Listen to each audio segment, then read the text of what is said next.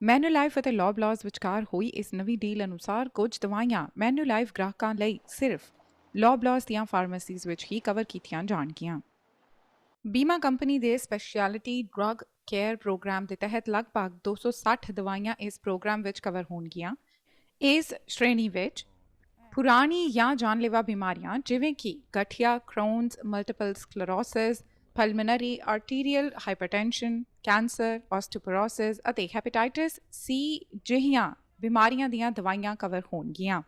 ਵਪਾਰ ਅਤੇ ਫਾਈਨੈਂਸ ਮਾਹਿਰ ਪ੍ਰਮੋਦ ਗੋਇਲ ਇਸ ਬਾਬਤ ਕਹਿੰਦੇ ਨੇ ਕਿ ਮੁਮਕਿਨ ਹੈ ਕਿ ਇਸ ਨਾਲ ਸਥਾਨਕ ਫਾਰਮੇਸੀਜ਼ ਵਧੇਰੇ ਪ੍ਰਭਾਵਿਤ ਹੋਣ। तो ये जो जितने भी स्पेशलिटी मेडिसिन इसमें आती हैं 260 ऑड, तो in general they cover about 1% of the total drug claims, but अगर spending wise देखें so they constitute about 30%.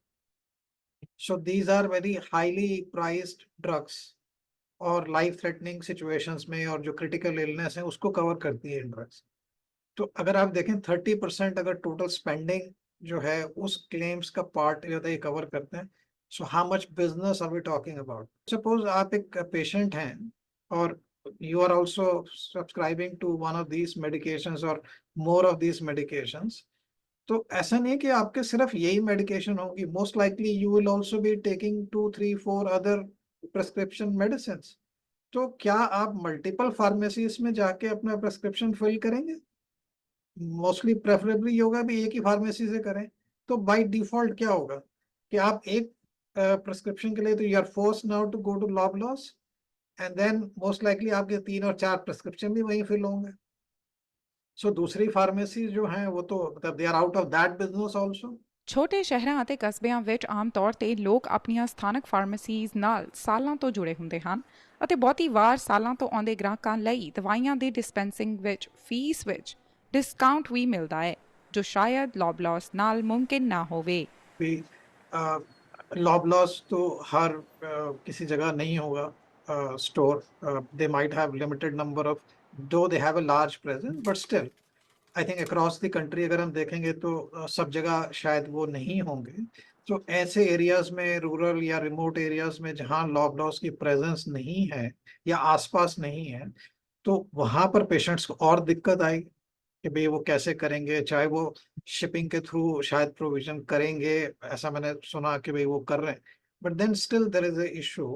मतलब अगर आपको डिस्टेंस से कहीं से आना है और डिपेंडेंट टाइम पे आएगी नहीं आएगी, मतलब those kind of issues are always there, so that will also be impacted. Goyal ਇਹ ਵੀ ਕਹਿੰਦੇ ਨੇ ਕਿ ਜ਼ਿਆਦਾਤਰ ਮਾਮਲਿਆਂ ਵਿੱਚ ਸਾਰੀ ਦਵਾਈ ਦੀ ਰਕਮ ਇੰਸ਼ੋਰੈਂਸ ਕੰਪਨੀ ਕਵਰ ਨਹੀਂ ਕਰਦੀ ਅਤੇ ਗ੍ਰਾਹਕਾਂ ਨੂੰ ਆਪਣੇ ਵੱਲੋਂ ਵੀ ਕੁਝ ਰਕਮ ਚੁਕਾਉਣੀ ਪੈਂਦੀ ਹੈ, ਜਿਸ ਨਾਲ ਕੈਨੇਡੀਅਨਜ਼ ਵਿੱਤੀ ਪੱਖੋਂ ਵੀ ਪ੍ਰਭਾਵਿਤ ਹੋ ਸਕਦੇ ਹਨ। जो उनकी डिस्पेंसिंग फी है that ranges I think between $13 and $15, so $13.99 or $14.99 per prescription, right? Whereas if you look at other pharmacies, so I can give you another corporate, Costco for example, I think they charge $4.99. ਇਹ programme ਮੁੱਖ ਤੌਰ ਤੇ ਸ਼ਾਪਰਸ drug mart ਅਤੇ ਹੋਰ ਲੌਬਲਾਜ਼ ਦੀ ਮਲਕੀਅਤ ਵਾਲੀਆਂ pharmacies ਰਾਹੀਂ ਚਲਾਇਆ ਜਾਏਗਾ।